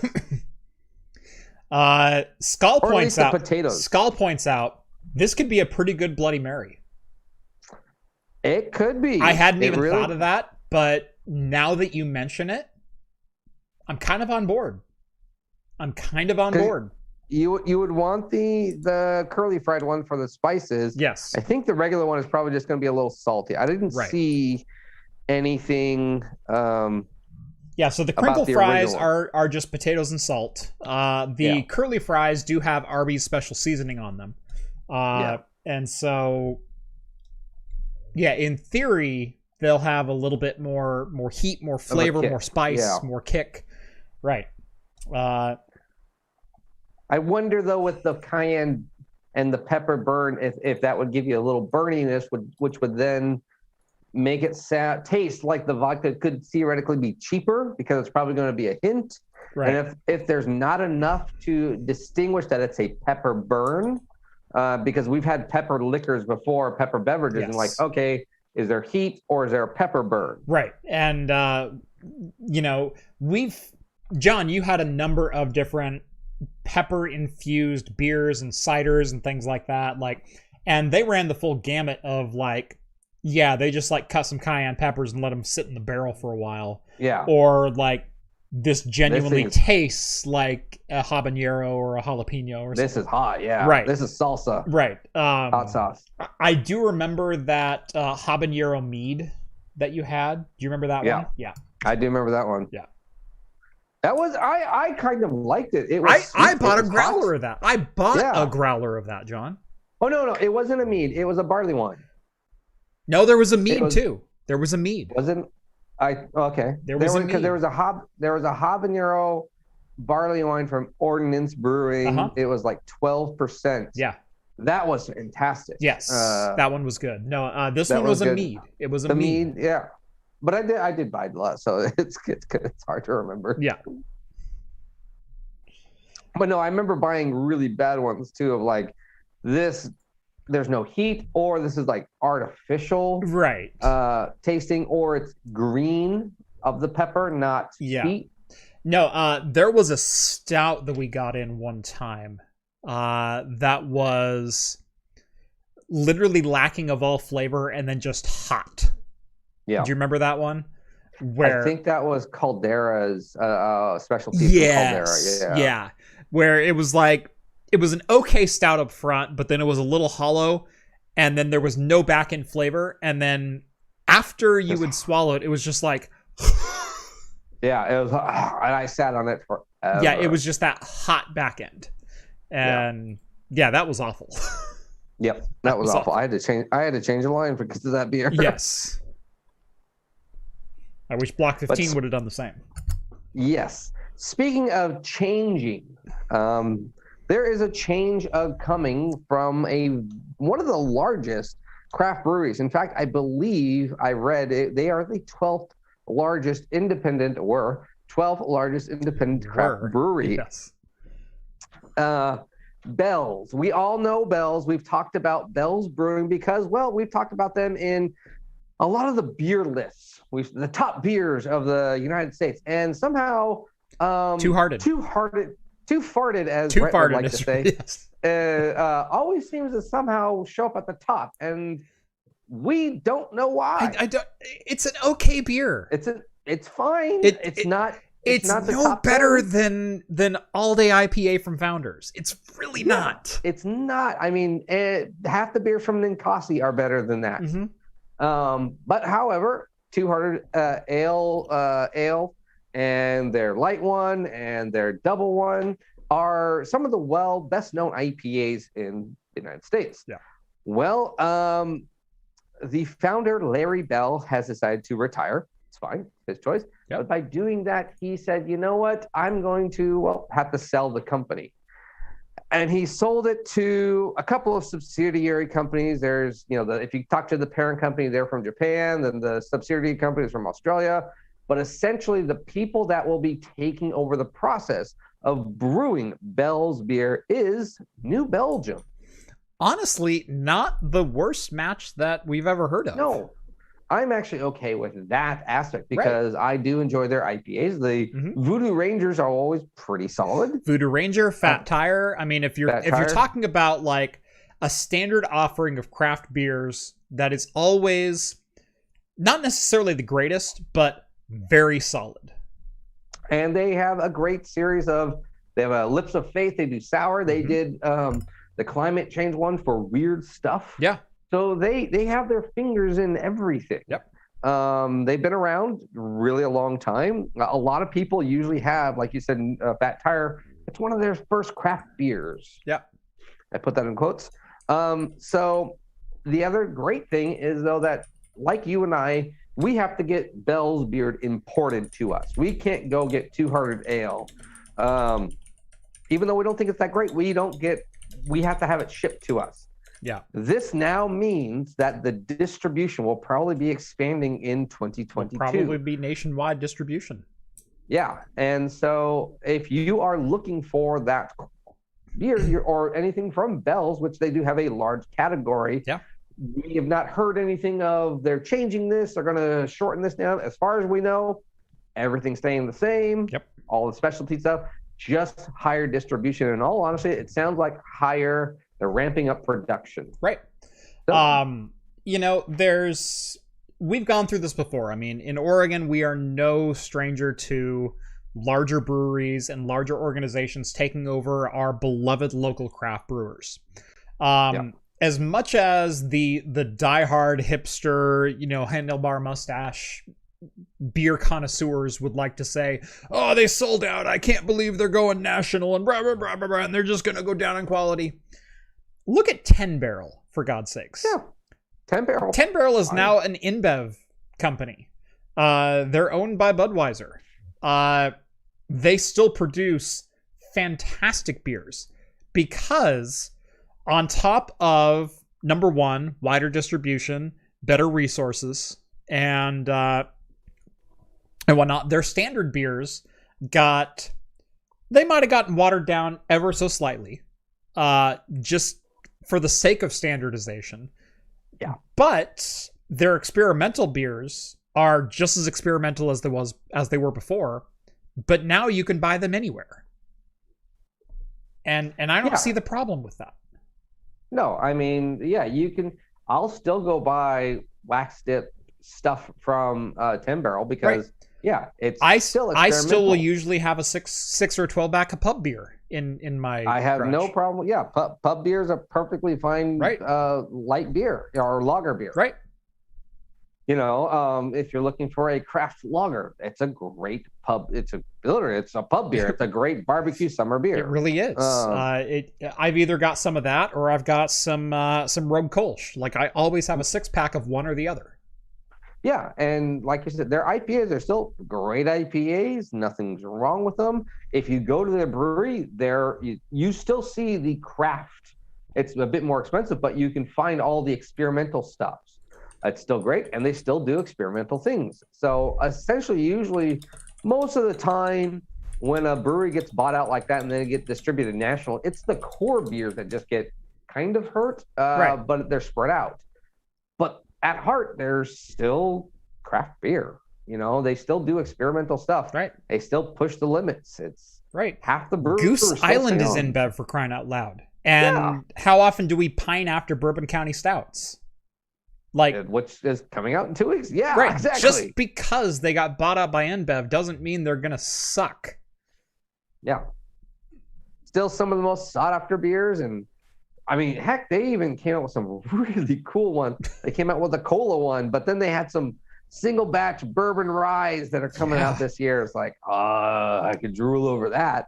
And that's, if you want to get to the heart of it, Budweiser. I'm still looking for a 2019 Elijah Craig.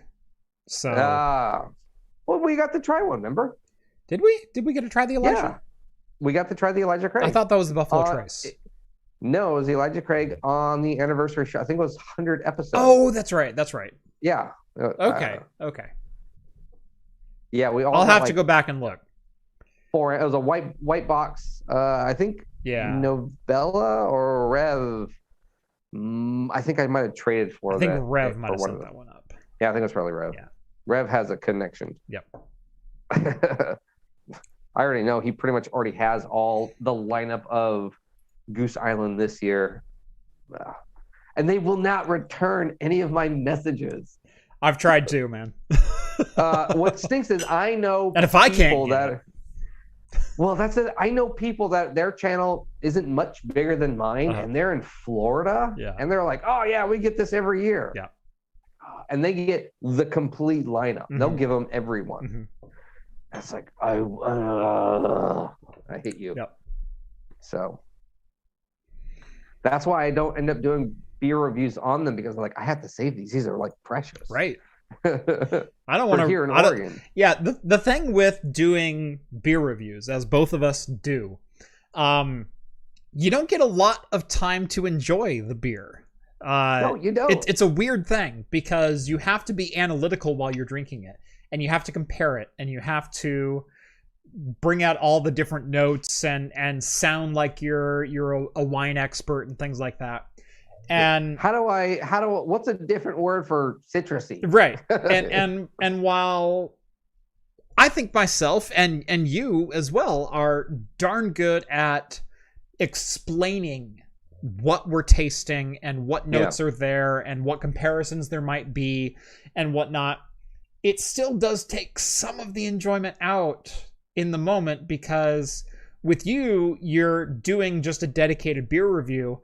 With me, I'm drinking it while reading a script for something 100% unrelated. Yeah, I don't script my beer reviews at all. My beer reviews are usually in the first 1/3 of my video. I will try to finish a beer review. And what it is in between takes, I will take a sip and I'll give another sentence. And then the next take, I'll take a sip and I'll give another sentence. And then eventually I'll went, that's good. Cut it there. And that's my beer review.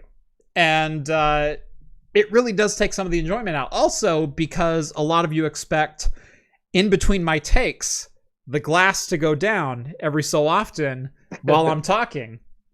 I'm actually cognizant of that. And I'll have the teleprompter in front of me, which has like 2 sentences. And when I get the 2 sentences the way that I like them, or I rephrase them, or whatever else outside of scripting to live speaking, I'll go, okay, I like that take. Okay, on to the next one. Yeah. No, it really does stink, because if I do find something I really enjoy, it's like, man, I just want to sit here and drink this. I just want to sit by the fireplace and enjoy it. I can't do that, because look, I have to do this video, and I have 20, or if I go any longer than I usually do, it's a long video, it's a boring video. And it's like, okay, what do I keep? And then I'm thinking, what do I have to say about this beer? I'm digging through it and I'm blah, blah, blah. Yeah. And then by the time okay, that's good. That's a good video. Yeah. Okay, here we go. I also just doing B-roll shots and everything like that. Okay, drink. I got to focus on this, move the camera here. I can't just sit and enjoy the beer. And by the time I do, my beer is 3/4 gone. I'm just like, oh, this would have been such a great beer to just sip on for like an hour. Right. Kind of like, I mean, you're experiencing this in some state, I know, but I got into making YouTube videos because I'm a gamer and a home lab enthusiast, and I find myself not able to play games anymore because I don't have time. I don't have the energy to put into them because my day job before was working with computers 24/7, but it was also partially management. It was also partially financial. There was a lot of different aspects that went into my job. And so I could very easily come home and play a game for an hour and a half and get lost in it and, jump into Borderlands 2 and go loot digging and all that kind of thing. Anymore, if I have to play the same freaking sequence from Doom Eternal or GTA 5 to benchmark another goddamn video card, I'm literally going to kill myself. Like, I don't want to see those games ever again. I know. Well, I mean that very facetiously, by the way. Yeah, but you get what I'm saying. I get what you're saying. Well, I have played those levels so many times. But that's the thing. I don't understand. So even from like I was actually even pitched to a company of like, hey, this is what I do. Can I have some of your beers? Mm-hmm. It was, I pitched them like, and I kind of went off script of my standard pitches. I don't do those like all the other or beer tubers. I put that in quotes. What they do, and what I mean by that, and I said this is, I don't do 5 videos a day to where I just sit and drink a beer, every beer possible, and then give you a really quick note on it. Yeah. I take my time with it. I go in depth. I try to give you the best visuals. I try to give you the best lighting and do everything like that. But then also I think about that. But then when I go on my days off to go to my beer fridge to grab something, I'm like, I don't want to grab that beer because I have an idea for a video for that. Right. What else do I have? I find myself doing that too because I try to incorporate the theme of the video that I'm doing with the beer that I'm opening. Yeah. And so I will have specific projects that I will buy specific beers for. And it's like, no, I can't go open that beer because I'm 2 weeks away from being able to film that project. Yeah.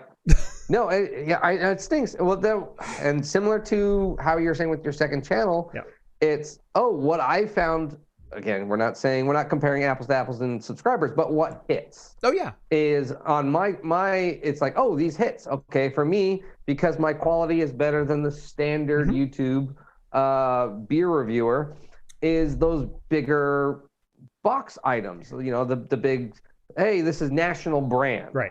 I'll take the time to do cool B-roll shots or something interesting and nice, stuff, nice lighting. And those hit well. Well, I don't really want to drink those. Right. And the only way to buy them too is 12 packs. Right. It's like, dear God, after I buy all this seltzer, I don't want the rest of them. Don't lie, John. I know you bought that Bud Light pumpkin pack. I did. I didn't say I liked it, but I did buy it. I will say, if you're watching this either live or on the replay, go subscribe to Hops and Brews. If you like the latest the beer content on this channel, if you like the personalities involved, you will love his channel. You will love the production value. I don't know of another beer reviewer, and I'm literally speaking without John's permission here, but I don't know of another beer reviewer who has better looking B-roll or more personality or anything else. I'm truly in awe that you don't have more subscribers than you do. Yeah, well, thank you, but you've put the work in. You deserve more than you have. But I do it for the enjoyment too, because that's what I just love to do. But if you do go, check out the latest episode. It was one of the most fun to film. I think one of the funniest ones I've ever done. Jeff, everyone, if you do love this channel, that was so good. It was so much fun. Every host, it was kind of a nice thing. It was a big ordeal. We took a long time to set it up. Luckily, we literally had to like comment late at night. Hey, does everyone have like 20 minutes? I just need 20 minutes. Yeah. And so it took a while of planning. Luckily, we were all still safe and everything like that. My whole house was empty at the time. Yeah. You didn't know it, but literally, I already moved out of my house. And the only thing that's left, I told her I have to leave my studio up because I have an idea. Yeah. And I want to do it. And so luckily, the whole house was empty. We had all this space to roam around. And but it's a great video. So 3 out of the 4 of us are vaxxed, and the one who is not got a negative COVID test the day before. And so we made sure we were 100% safe in doing it. We still maintained social distance the entire time that we were filming. The only time that we stood next to each other was for the outro, and that was literally about 60 seconds. Yeah. Beyond that, we stood 10 feet apart, so one in each corner, and then whoever was on camera was in the opposite corner. And but that video was so much freaking fun to film, and then to be able to relive and watch it. Like, I've watched it like 3 times because I laugh my ass off every single time. It's a funny video. It's a funny. If you want to see, if you don't know what we're talking about, we get to try, and this is a world-breaking beverage. It is the world's strongest beer. Yes. And so at 75%. If you want to know what that tastes like, all 4 of us, Steve, Rhett, myself, and Jeff, try it, and it is a good time. Go check that out. Yeah. Raw reactions. If you like Irish people drinking like America's strongest cocktails or 151 proof rum, like, keep in mind, this is 150 proof. Like, like if we put it into those numbers. Yeah, exactly. It's up there.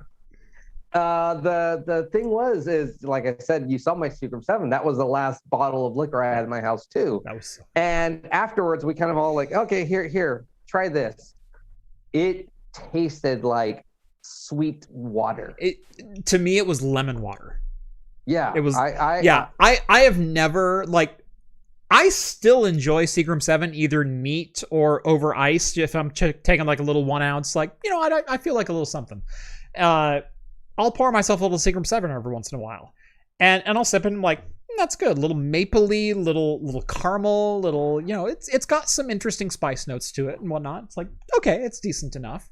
I've never accused Seagram 7 of being smooth. No. This stuff was. It was. I am shocked at how smooth and how non-offensive Seagram 7 is after you've had 1.5 ounces of a 150 proof bottle of whatever the hell you just put in your mouth. You had a boot of it. I did. I had a boot. Yes. And you spilled some too. Everyone talks about my.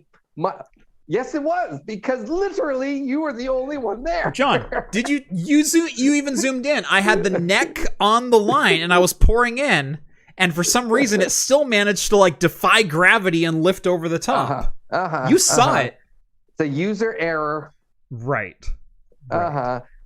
Quickly speaking, I don't know if anyone cares, but there was another world record-breaking item, and that was the world's largest game controller. I thought you were going to say joystick, and I was going to say, well, I don't want to brag or anything. But yes, that's why I didn't say it. But if you do care, there is a 9-foot, that's right, 9-foot Atari game controller that you can use.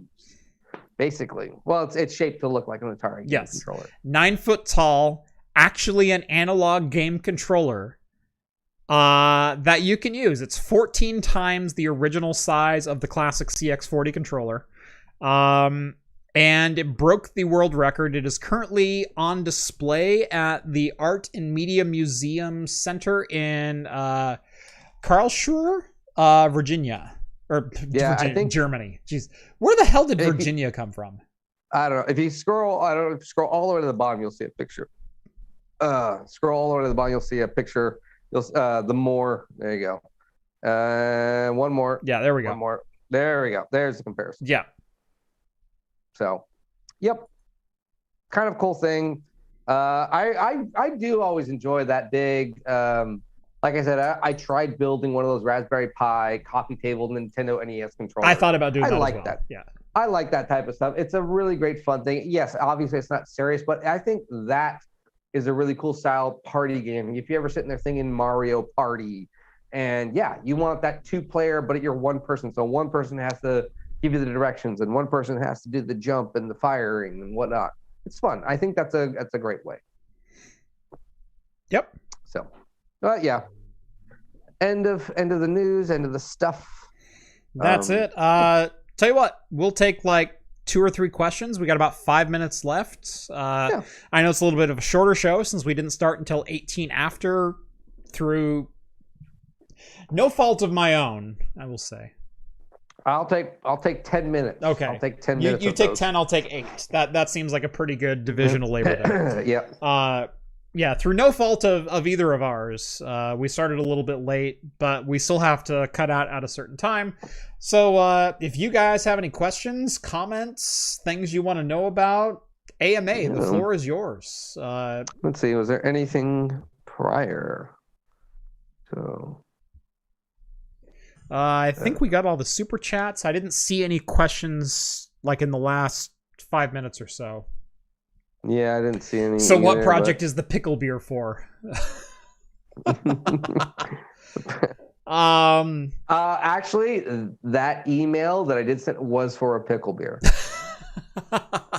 and they respond. It was for Urban Artifacts, and they come out with what's called their Christmas pickle beer. And I thought it was a Christmas ale with pickles. And they referred back to me and said, sorry to disappoint you. It's just our regular pickle beer in Christmas themed. Yeah.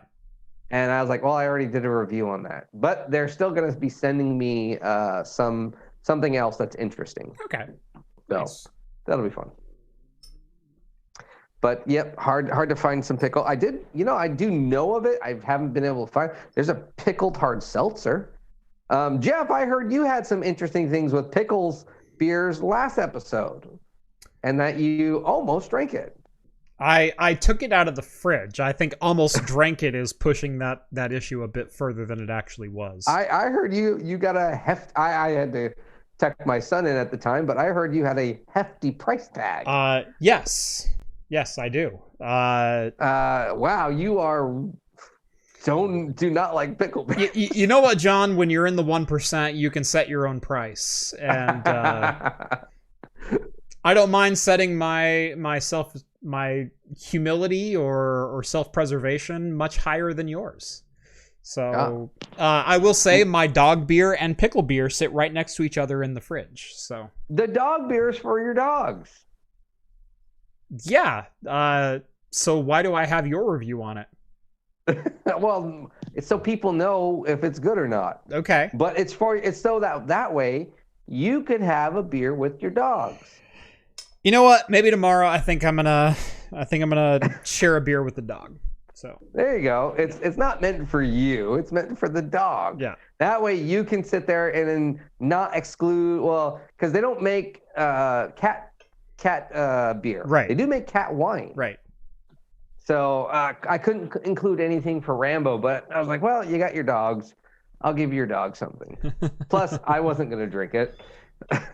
Yeah. I already had one, and that was enough.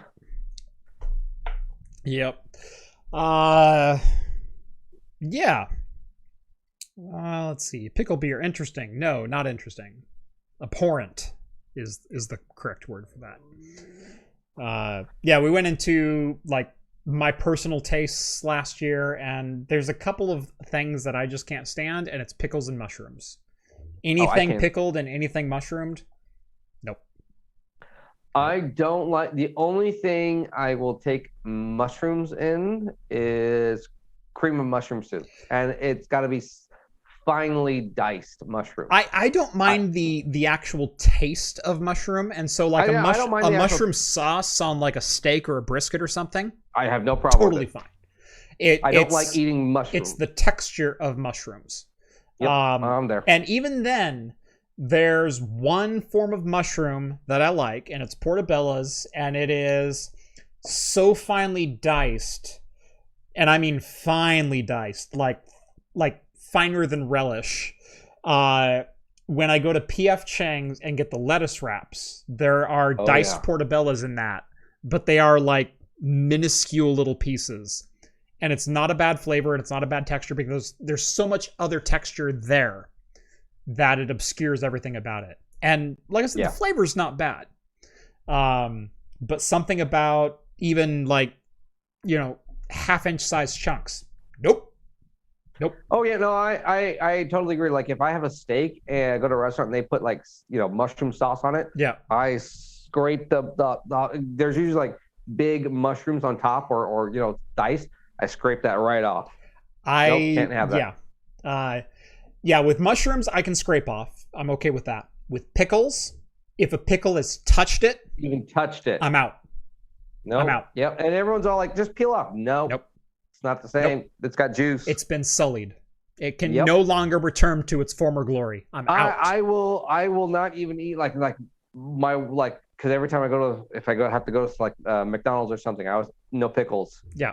And half the time, obviously, they always get it wrong. Right. I always look. Yeah.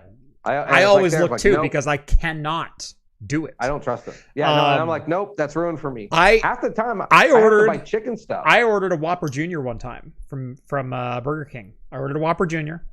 No pickles. I got the burger. Sorry, let me scroll back here. I got something in the bag. I opened the wrapper around the bun. Not only were there pickles on it, there was no burger patty on it. Was it all pickle? No, literally, they forgot to put the burger on it, and they still got the pickles wrong. So they put pickles and mayo and lettuce and tomato on a bun and gave it to me. Oh, that's horrible. It's about the only time that I've ever cursed at a retail burger. What the is this? There are two other things I cannot do. That is a raw tomato. I can't do a raw tomato. I'll do it on a burger, especially like a teriyaki burger. Like if you've got a slice of pineapple with it, I'm in heaven. Pineapple's fine, but I can't do grilled tomatoes, tomato sauce, anything like that. I have no problem with. Raw, uncooked tomatoes, nope. Mm-hmm. And then that goes with also raw onions.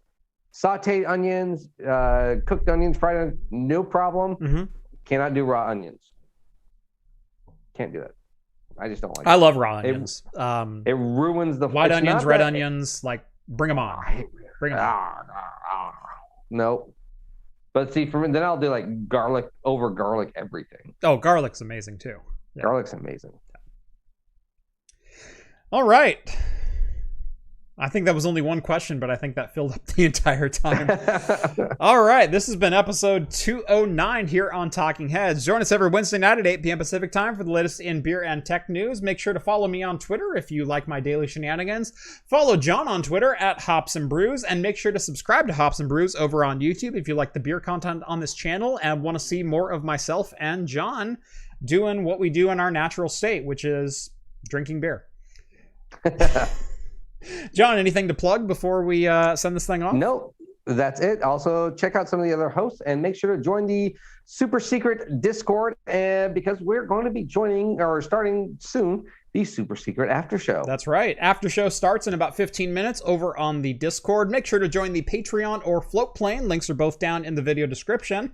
You can chat with us live at 10:30 p.m. Pacific time every Wednesday after the show on video voice chat. And so we'll be on there answering questions, chatting, doing whatever. Tonight, I think I'm going to be sitting by the fire. I've got a fire going upstairs. I think I'm going to grab the laptop and maybe crack a little whiskey and see where the night takes us. I might move. Maybe I should move mine inside too because it's cold in here. Right. Yeah, John's in a little bit newer environment, even less insulation than normal. Yes. I literally just have plywood between me and the rain outside. Yeah. Smells good if you like. I like the wood smell. Oh yeah, no, I spent. So if you don't follow me on Twitter, I spent most of Monday refurbishing a little hidey hole. I call it the Harry Potter suite because it's literally a cubby under the stairs in my oldest daughter's room. I put a brand new floor into it, leveled the floor. New baseboard, and then put in carpet and trim and RGB lighting and everything, made it a nice, real comfortable reading nook for her. But in the course of that, I spent like 4 hours laying on my side on plywood because the roof is only like 40 inches above the floor. It's a hole. It's not a room. It's a hole. And so I laid on plywood and concrete, and both sides of my ribs feel like I've been in a fight with Evander Holyfield. And he just went nuts, like with mid-body blows. Like, it hurts to touch them right now. He was just sitting there playing the xylophone on your ribs. Oh, yeah, totally. Yeah, it's that old Bugs Bunny. Yeah. It hurts to breathe. It really does. What the liquor's for. Yes. Anyway, thank you all so much for watching this episode. Make sure to hit like and subscribe. And as always, we will see you next Wednesday at the same time. Cheers, everyone. Cheers. And we're out. Oh, I need to install a bathroom in